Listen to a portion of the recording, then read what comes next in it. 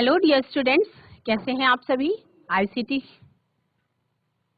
ICT virtual classroom Dehradun में आप सभी का स्वागत करती हूं। बच्चों, हम लोग क्लास 7th की क्लास में बैठे हुए हैं। मेरा नाम है समता शुक्ला और मैं आपको साइंस पढ़ाऊंगी आज। हम लोगों का चैप्टर नंबर 1 चल रहा है बच्चों, जिसका नाम है न्यूट्रिशन इन प्लांट्स, यानी कि पादपों में पोषण। पादपों में पोषण आप सभी को पता है कि कई प्रकार का होता है, यानी पोषण के आधार पे जो पौधे होते हैं वो कई कैटेगरीज में डिवाइड कर दिए गए हैं, जिसमें आपका मृत जीवी होता है, परपोषी होता है, स्वपोषी होता है ना। आज हम जिसके बारे में पढ़ने जा रहे हैं बच्चों, उसको हम कहते हैं सहजीवी। तो चलिए स्मार्ट बोर्ड की तरफ चलते हैं। न्यूट्रिशन इन प्लांट्स चैप्टर का सहजीवी जो पार्ट है उसको समझेंगे, उस पर चर्चा करेंगे कि ये किस तरह से होता है। चलिए स्मार्ट बोर्ड की तरफ चलते हैं। जैसा कि आप लोग देख रहे हैं, मैंने आपको मृत जीवी के बारे में, चैप्टर नंबर 1 है आपका पादपों में पोषण। चैप्टर का क्या नाम है आपका? चैप्टर का नाम है बच्चों पादपों में पोषण। क्या है चैप्टर का नाम? पादपों में पोषण। ठीक, आप सभी को पता है कि कई प्रकार का पोषण पाया जा रहा है। मैंने पिछली कुछ कक्षाओं में आपको डिस्क्राइब किया है। आज हम पढ़ेंगे किस संबंध के बारे में? सहजीवी संबंध। जैसा कि आप इस शब्द से समझ रहे हैं बच्चों, क्या? सहजीवी मतलब कोई इस ऐसा जीवन जिसमें सह यानी कुछ सहयोग की भावना हो, किसी ऐसे प्रकार का जीवन जिसमें क्या हो, कुछ सहयोग की भावना दिखाई पड़ रही हो। इस तरीके के संबंध को हम क्या कहते हैं? सहजीवी संबंध कहते हैं। पहले हम इस शब्द को समझेंगे कि सहजीवी किसे कहते हैं। सहजीवी उसे कहते हैं बच्चों जहाँ पे कुछ सहयोग की भावना आपको दिखाई दे रही हो। अगर दो लोगों के आपस में जीवन जीने में एक दूसरे का सहयोगी भावना प्रदर्शित हो रही हो, तो वहां पे कैसा कहलाएगा आपका? सहजीवन। सहयोगी भावना प्रदर्शित हो रही हो तो क्या कहलाएगा आपका? ये कहलाएगा सहजीवन। क्या कहलाएगा? सहजीवन। क्यों कहलाएगा? क्योंकि जहाँ एक दूसरे की हेल्प से लोग रह रहे हैं उसको क्या कहते हैं? सहजीवन कहते हैं। जैसे कि हम समाज में, आप एक एग्जाम्पल के थ्रू लीजिए कि जैसे कि हमारा इतना बड़ा समाज है, तो समाज में हम बिना सहयोग की भावना के नहीं रह पाते हैं। सहयोग एक दूसरे के सहयोग की आवश्यकता हर किसी को होती है। इसी प्रकार से एक ऐसा बहुत ही प्यारा संबंध है सहजीवी संबंध। ये संबंध जो है बच्चों, इसके बारे में मैं आपको ये बता रही थी कि ये संबंध कुछ पौधों में भी इस तरीके का पोषण पाया जाता है जिसमें आपका सहजीवी संबंध दिखाई देता है। कैसा संबंध प्रदर्शित होता है? सहजीवी संबंध। समझेंगे। कुछ जीव जो एक दूसरे के साथ रहते हैं तथा अपना आवास यानी कि अपना जो शेल्टर है उनका, जो उनके रहने की जगह है, वो एवं पोषक तत्व यानी कि न्यूट्रिएंट्स क्या करते हैं? एक दूसरे के साथ बांटते हैं। क्या करते हैं? एक दूसरे के साथ बांटते हैं। ऐसे संबंध को हम क्या कहते हैं? सहजीवी संबंध कहते हैं। मतलब some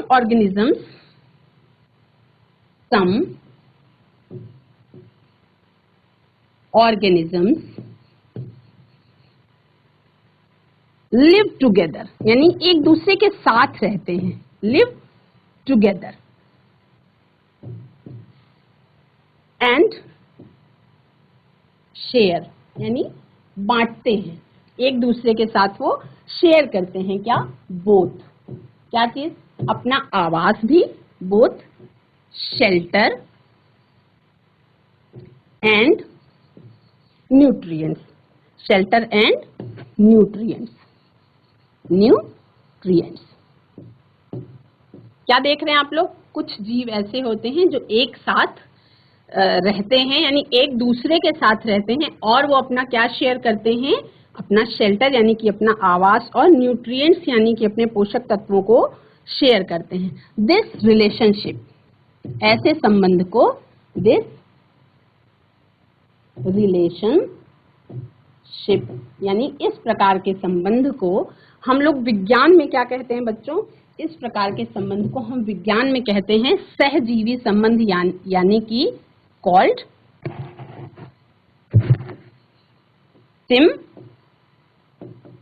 सिम्बायोटिक रिलेशनशिप। क्या? सिम्बायोटिक रिलेशनशिप, यानी कि सहजीवी प्रकार का संबंध। तो हमें इस सहजीवी प्रकार के संबंध पे आज चर्चा करनी है, इस पे प्रकाश डालना है कि इसे ये क्यों सहजीवी संबंध कहलाता है, इस प्रकार का संबंध। फॉर एग्जाम्पल, कुछ स्पेशल कवक होते हैं, कुछ सर्टेन फंजाई होते हैं, live inside the root of plants, यानी वो प्लांट्स जो होते हैं उनकी जड़ों में रहते हैं। तो क्या उनसे ले रहे हैं? वो पौधे से अपना आवास ले रहे हैं, यानी पौधे की जड़ में उन्होंने अपना शेल्टर या आवास बनाया हुआ होता है। The plants provide nutrients to the fungus, और प्लांट क्या करता है बदले में? प्लांट उस फंगस को क्या करता है? न्यूट्रिएंट्स देता है। क्या देता है? पोषक तत्व देता है उसको अपना जीवन जीने के लिए। इन रिटर्न फंगस क्या देता है? मतलब दोनों एक दूसरे को कुछ न कुछ देते हैं, यानी गिव एंड टेक का रिलेशनशिप होता है। कुछ देता है फंगस एल्गा को, और एल्गा कुछ फंगस को देता है। एक दूसरे को देने और लेने का संबंध होता है। तो जीव एक दूसरे के साथ रहते हैं तथा अपना आवास एवं पोषक तत्व एक दूसरे के साथ बांटते हैं। इसी को हम क्या कहते हैं? सहजीवी संबंध कहते हैं। और इस प्रक्रिया को हम क्या कहते हैं बच्चों? जैसे आप देख पा रहे हैं, ये है आपका फंगस, जिसे हम हिंदी में कहते हैं कवक। इसे हम क्या कहते हैं? इसे हम कहते हैं कवक। ये एक प्रकार का पौधा है। और ये है आपका एल्गी, यानी कि शैवाल। ठीक, जब हम सहजीवी संबंध की बात करते हैं तो सबसे अच्छा एग्जाम्पल हमारे पास साइंस के द्वारा यही है, जिसके बारे में मैं आपको बताना चाहूंगी। फंगस यानी कि कवक, जैसा कि आपको चित्र में दिखाई पड़ रहा है, ये कुछ मशरूम जैसे स्ट्रक्चर आपको दिखाई पड़ रहे हैं, जिसका हम सब्जी बना करके खाते हैं। लेकिन फ्रीली ये एनवायरनमेंट में जब मॉइस्चर कंटेंट आता है तो इस तरीके के कवक सड़ी गली चीजों पे या मृत वस्तुओं पे उग जाते हैं। ठीक है। और क्या होता है? एक प्रकार का शैवाल होता है, जिसे हम क्या कहते हैं? एल्गी कहते हैं। ये भी क्या है? एक प्रकार का पौधा है।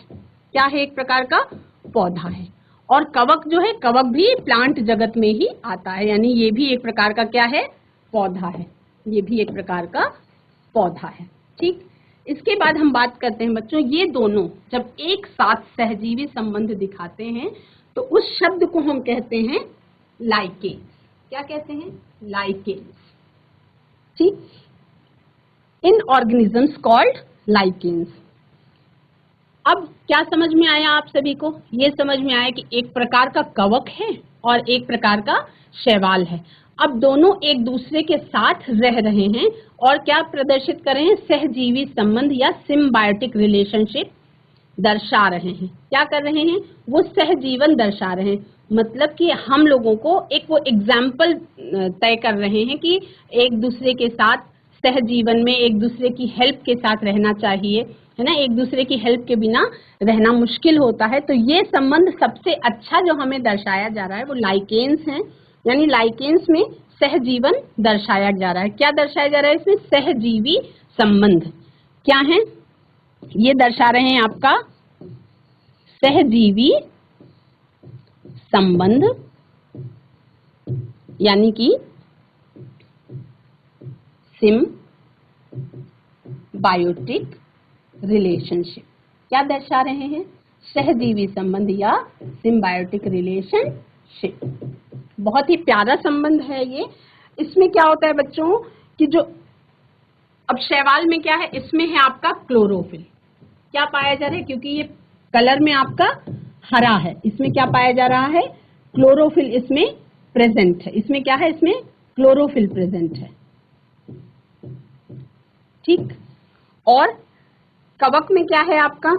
कवक में आपका जल और खनिज लवण अच्छी मात्रा में पाए जा रहे हैं।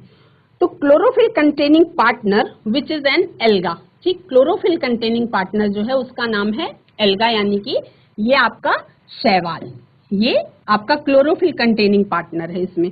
ठीक है। ये क्या करता है? फंगस के साथ रहता है। किसके साथ रहता है? फंगस के साथ। The fungus provide shelter, water and minerals to the alga. Fungus इसे क्या देता है बच्चों? फंगस इसे देता है शेल्टर। क्या देता है? शेल्टर। और क्या देता है? ये इसको देता है वाटर। और क्या देता है बच्चों? ये इसे देता है मिनरल्स, यानी खनिज लवण देता है ये, ठीक। और एल्गा फंगस को इसके बदले में क्या देता है? एल्गा फंगस को इसके बदले में देता है फूड। क्या देता है? फूड। तो समझ में आ गया, गिव एंड टेक का रिलेशनशिप है। फंगस एल्गा को शेल्टर दे रहा है, फंगस जो है वो एल्गा को क्या दे रहा है? शेल्टर दे रहा है, यानी उसको आवास की व्यवस्था उसके लिए कर रहा है, उसको पानी दे रहा है और उसको कुछ जो उसके लिए आवश्यक है वो मिनरल्स भी प्रोवाइड कर रहा है। और एल्गा क्या कर रहा है? चूंकि उसके अंदर क्या है? क्लोरोफिल प्रेजेंट है, तो वो प्रकाश संश्लेषण करके भोजन बनाता है और उस भोजन का कुछ पार्ट वो फंगस को भी दे देता है, फंगस के न्यूट्रिएंट के रूप में। यानी कि उसे क्या शेयर कर रहा है? ये अपना न्यूट्रिएंट उसके साथ शेयर कर रहा है। क्या कर रहा है? एल्गा अपना न्यूट्रिएंट फंगस के साथ शेयर कर रहा है। तो इस तरीके का जो रिलेशनशिप है, ये रिलेशनशिप कहलाता है बच्चों सहजीवी संबंध, यानी symbiotic relationship. Some organisms live together and share both shelter and nutrients. This relationship is called symbiosis.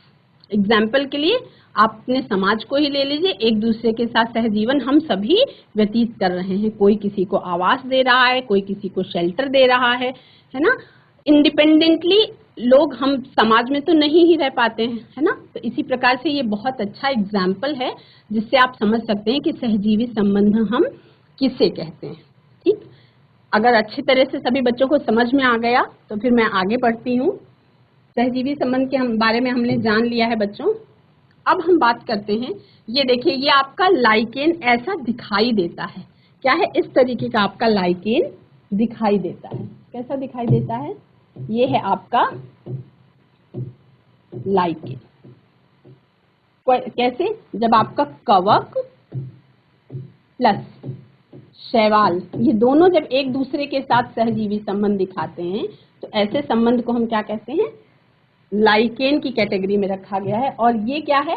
ये सहजीवी संबंध को दर्शा रहे हैं। किसे दर्शा रहे हैं बच्चों? ये सहजीवी संबंध को, ठीक। इतना क्लियर है?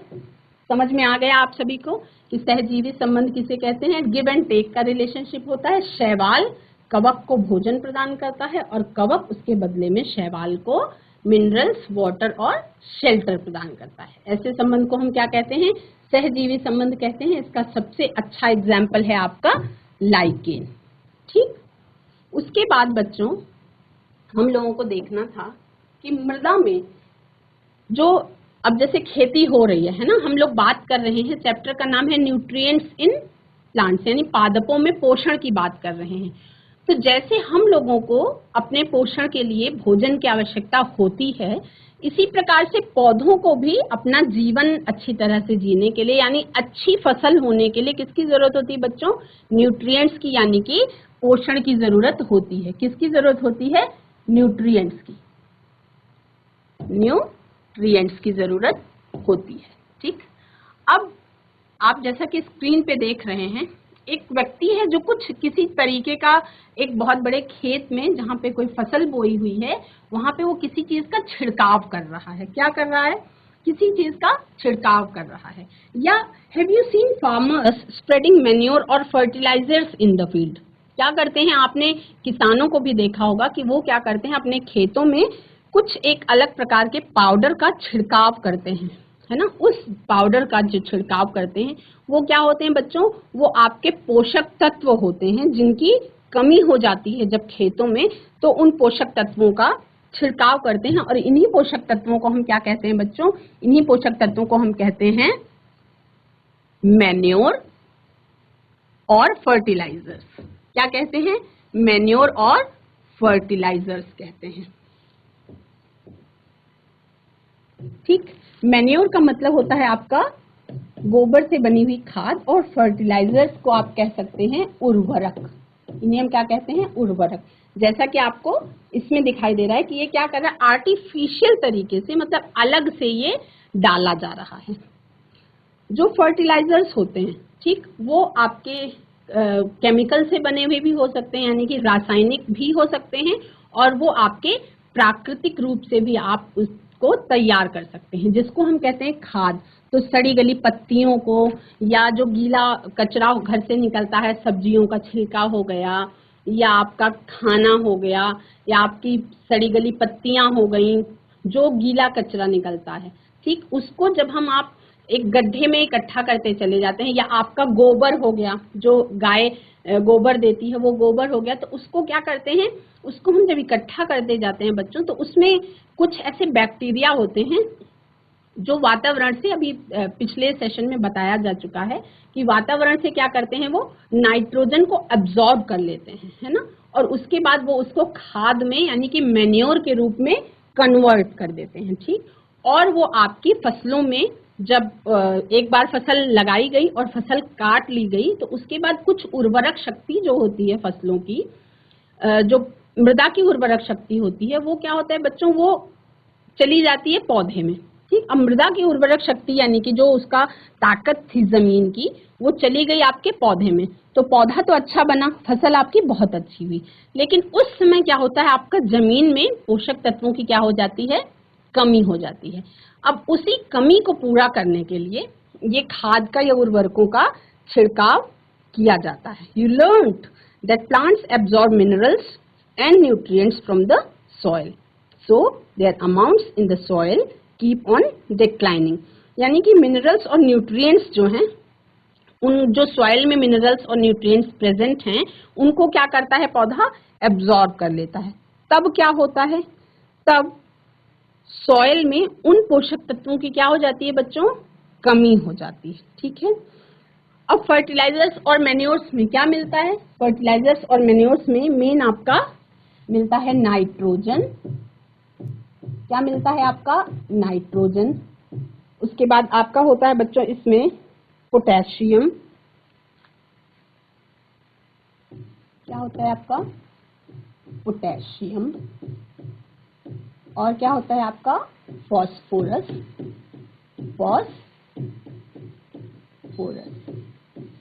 और भी कुछ केमिकल्स होते हैं इत्यादि। ये आपका मैन्योर्स या फर्टिलाइजर्स में होता है। तो these nutrients need to be added from time to time to entire the soil।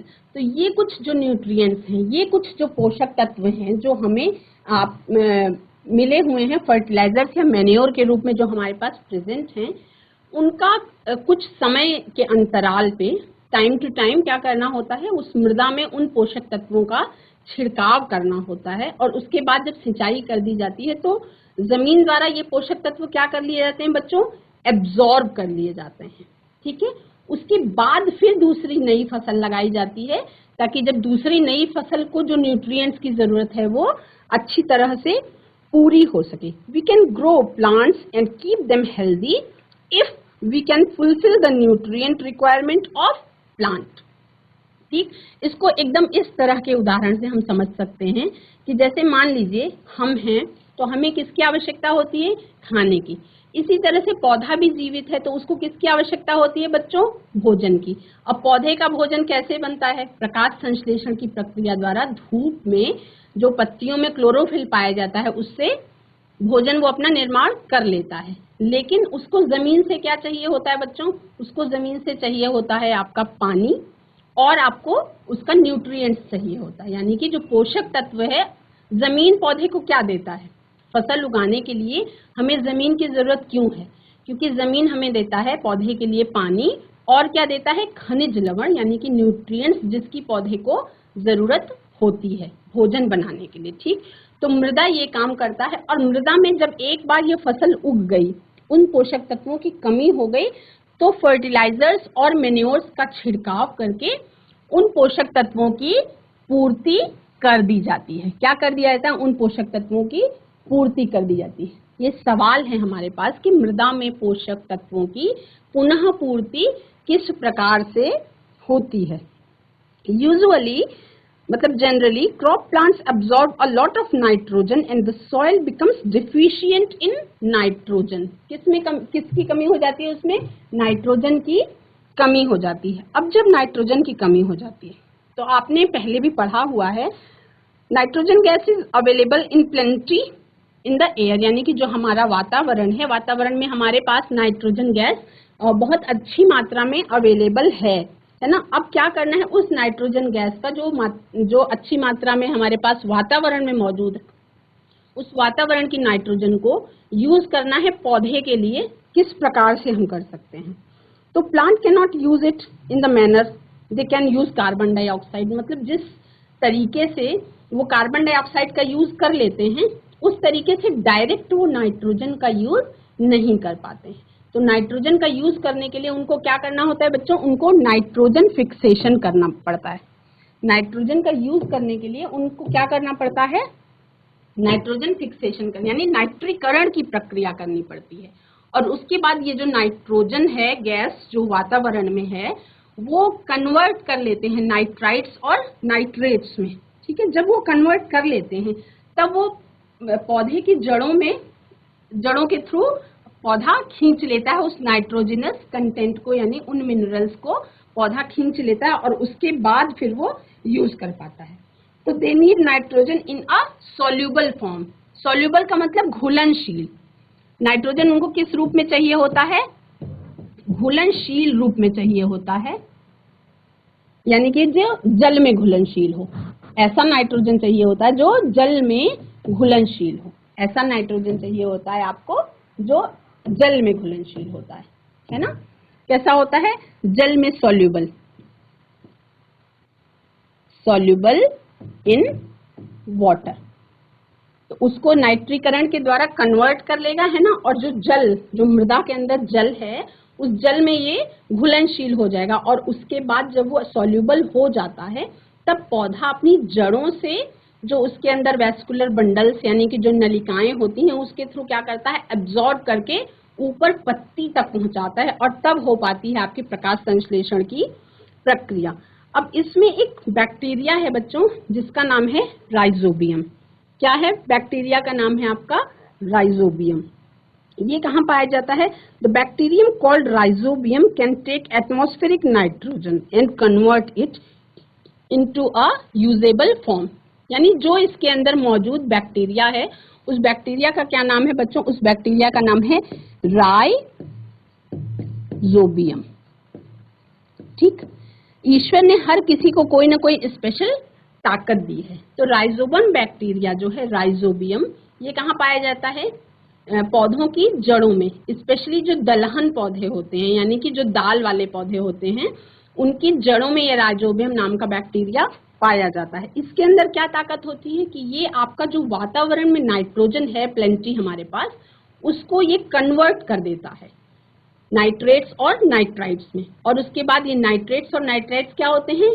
Soluble in water, यानी कि जल में घुलनशील होते हैं और वो मृदा में घुलनशील रूप में जब पहुंच जाते हैं, बन जाते हैं, तब पौधा उसका यूज कर पाता है।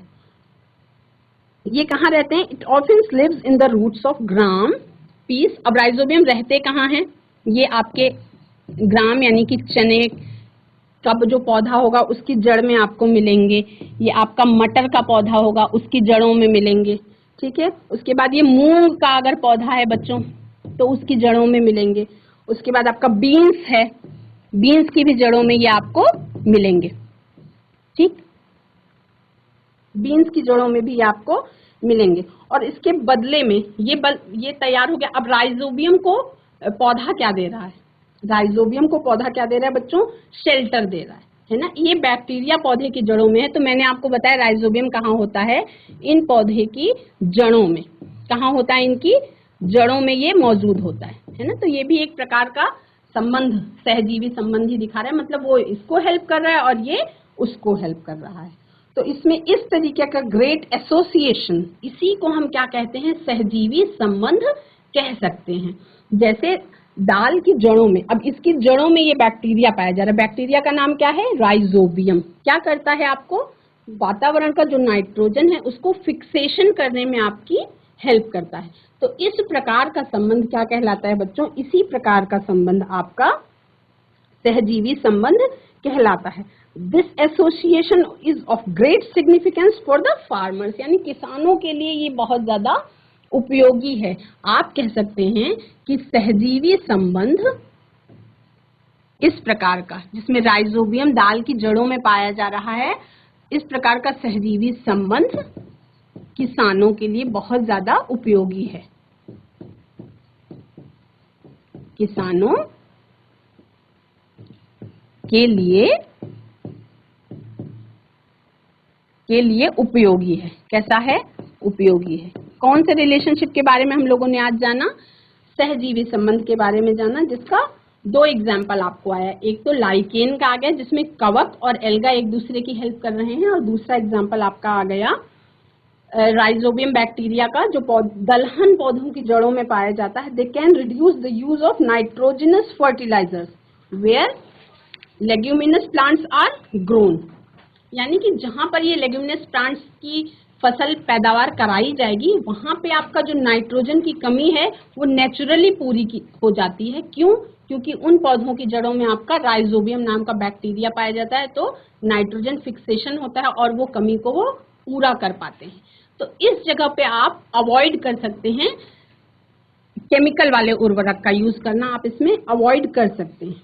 तो in this chapter you learned that most of the plants are autotrophs. बहुत सारे पौधे क्या होते हैं? स्वपोषी होते हैं। Only a few plants are parasitic, यानी कुछ पौधे, बहुत कम, कैसे होते हैं?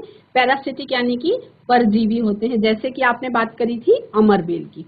और कुछ क्या होते हैं? सेप्रोफिटिक, यानी कि मृतोपजीवी होते हैं, जो कुछ मृत चीजों पे या सड़ी गली वस्तुओं पर उपस्थित होते हैं। और ये क्या करते हैं? They derive nutrition from other organisms. All animals categorized as heterotrophs, यानी कि सारे जीव जो हैं वो आप विषमपोषी की कैटेगरी में आते हैं, और जो प्लांट्स हैं वो थोड़े से विषमपोषी और 90% स्वपोषी की कैटेगरी में आते हैं। तो क्या हम ये कह सकते हैं कि जो इंसेक्टिवोरस प्लांट्स हैं वो पार्शियल हेटेरोट्रॉफ्स होते हैं, यानी कि वो आंशिक विषमपोषी कहलाते हैं। आपका चैप्टर यहीं पे खत्म हो गया है। अब हम लोगों को रिक्त स्थानों की पूर्ति करना है बच्चों। तो इसको आप अपनी बुक में कर सकते हैं। बुक अपना खोल लीजिए। बुक में हम देख रहे हैं कि रिक्त स्थानों की पूर्ति कीजिए। क्या है? क्योंकि हरे पादप अपना खाद्य, क्योंकि हरे पादप अपना खाद्य जो है वो स्वयं बनाते हैं, इसलिए उन्हें हम क्या कहते हैं बच्चों? जब हरे पादप अपना खाद्य स्वयं बनाते हैं, इसलिए उन्हें हम क्या कहते हैं? स्वपोषी। ठीक, चैप्टर आप सभी को समझ में आ गया होगा, सारी चीजें क्लियर कर दी गई हैं। अब हम क्वेश्चन आंसर पे आ गए हैं। तो हरे पादप अपना खाद्य स्वयं बनाते हैं, इसीलिए हम उन्हें स्वपोषी कहते हैं। ख, पादपों द्वारा संश्लेषित खाद्य का, यानी जो पौधों के द्वारा भोजन का, यानी कि फूड का सिंथेसिस किया जा रहा है ना, जो भोजन का निर्माण किया जा रहा है, उसका क्या होगा? स्टोरेज भी किया जाएगा, यानी कि भंडारण भी किया जाएगा। किस रूप में किया जाता है? पादपों द्वारा संश्लेषित खाद्य का भंडारण मंड के रूप में या स्टार्च के रूप में किया जाता है। किस रूप में किया जाता है? मंड या स्टार्च के रूप में किया जाता है। ठीक, आप सभी को पता है कि कार्बोहाइड्रेट बनता है और उसका सिंपलेस्ट फॉर्म, यानी सबसे साधारण जो है, वो मंड या स्टार्च के रूप में उसका स्टोरेज कर दिया जाता है। जैसे एग्जाम्पल आपका आलू। ठीक, आलू के तने में जो भोजन का भंडारण है वो कार्बोहाइड्रेट के रूप में कर दिया जाता है, यानी कि स्टार्च के रूप में कर दिया जाता है। ग, प्रकाश संश्लेषण के प्रक्रम में, यानी जो फोटोसिंथेसिस की प्रक्रिया हो रही है, उसमें जिस वर्णक के द्वारा सौर ऊर्जा, यानी कि सूर्य का प्रकाश संग्रहित की जाती है, यानी कि इकट्ठा की जाती है, यूज की जाती है, उस वर्णक का नाम क्या है? उसे क्या कहते हैं? तो उसे हम कहते हैं बच्चों हरित लवक, यानी कि क्लोरोफिल। क्या कहते हैं? क्लोरोफिल। कहते हैं। ठीक, उसके बाद आपका आ जाता है घ, प्रकाश संश्लेषण में पादप यानी पौधे। फोटोसिंथेसिस की प्रक्रिया में पौधे वायुमंडल से क्या करते हैं, क्या लेते हैं बच्चों? फोटोसिंथेसिस की प्रक्रिया में पौधे वायुमंडल से ड्यूरिंग फोटोसिंथेसिस प्लांट्स टेक इन क्या, CO2 यानी कि कार्बन डाइऑक्साइड। क्या लेते हैं बच्चों? आपका कार्बन डाइऑक्साइड, ठीक, जिसे हम CO2 भी लिख सकते हैं। इसका केमिकल फॉर्मूला जो है वो CO2 है। ठीक, और तथा डैश का उत्पादन करते हैं एंड रिलीज डैश गैस। कौन सी गैस का उत्पादन करते हैं? आप सभी जानते हैं किस गैस का उत्पादन करते हैं? O2 यानी कि ऑक्सीजन गैस का उत्पादन करते हैं। O2 क्योंकि उसमें ऑक्सीजन के 2 अणु जुड़े होते हैं, जो ऑक्सीजन की गैस हम प्राणवायु के रूप में इनटेक करते हैं। ठीक, क्लियर है? सब बच्चों ने नोट कर लिया? उसके बाद अब रिक्त स्थानों की पूर्ति आपका कंप्लीट हो गया है बच्चों। नेक्स्ट हम देखेंगे, मैं एक सेकेंड वेट कर लेती हूँ, आप लिख लीजिए। नेक्स्ट हम देखेंगे बच्चों, निम्न कथनों से संबद्ध पारिभाषिक शब्द बताइए। ठीक, का है आपका पीत दुर्बल तने वाला परजीवी पादप, यानी a parasitic plant with yellow slender and branched stem, यानी एक ऐसा पौधा जिसके पीत पीले कलर के दुर्बल तने होते हैं, उनको हम क्या कहते हैं बच्चों? ये आपका है अमरबेल। एक ही शब्द बनाना है ना, इसको एक ही शब्द में परिभाषित करना है। तो ऐसे पौधे का क्या नाम है? अमरबेल। एक पादप जिसमें स्वपोषण एवं विषम पोषण दोनों ही प्रणाली पाई जाती है। A plant that is partially autotrophic, मतलब आंशिक रूप से वो कैसा होता है? स्वपोषी होता है। ऐसे प्लांट को क्या कहते हैं बच्चों? ऐसा प्लांट आपका कहलाता है पिचर प्लांट, यानी कि घटपर्णी। क्या कहलाता है आपका? Pitcher plant, pitcher plant. ठीक, उसके बाद वे रंध्र, ऐसे कुछ छेद होते होंगे जिनके द्वारा पत्तियों में गैसों का आदान प्रदान या विनिमय होता है। मतलब वो रंध्र जिनके द्वारा पत्तियों में गैसों का आदान प्रदान या विनिमय होता है। आप सभी को पता है कि पत्तियों पे कुछ रंध्र होते हैं जिससे गैस कार्बन डाइऑक्साइड को अपने अंदर लेते हैं और उसी रंध्र से ये ऑक्सीजन गैस को छोड़ते हैं, यानी प्राणवायु गैस को छोड़ते हैं। The pores through which leaves exchange gases, वो पोर्स का नाम है बच्चों स्टोमेटा, या इसको आप कह सकते हैं पर्णरंध्र, है ना। उससे क्या करते हैं? वो गैसों का आदान प्रदान कर पाते हैं। और कुछ क्वेश्चन आंसर है बच्चों जो हम अगली कक्षाओं में करेंगे। बच्चों, आज की क्लास में मैंने आपको सहजीवी संबंध के बारे में पढ़ाया, यानी कि जब एक दूसरे की हेल्प करके कुछ पादप एक दूसरे के साथ गिव एंड टेक का रिलेशनशिप दिखाते हैं, उसको हम क्या कहते हैं? सहजीवी संबंध या सिम्बायोटिक रिलेशनशिप कहते हैं, जो आपका कवक और एल्गा दिखाते हैं, जिसका एक मिक्स एग्जाम्पल हम लोगों के पास है हमारे वातावरण में, जिसे हम कहते हैं लाइकेन, जिसमें एक शैवाल और एक कवक एक दूसरे के साथ सहजीवी संबंध दिखाते हैं। दूसरा मैंने आपको बताया कि कुछ दलहन पौधों की जड़ों में, ठीक, जो कुछ दालों वाले प्लांट्स होते हैं, उनके पौधों की जड़ों में आपका राइजोबियम नाम का बैक्टीरिया पाया जाता है।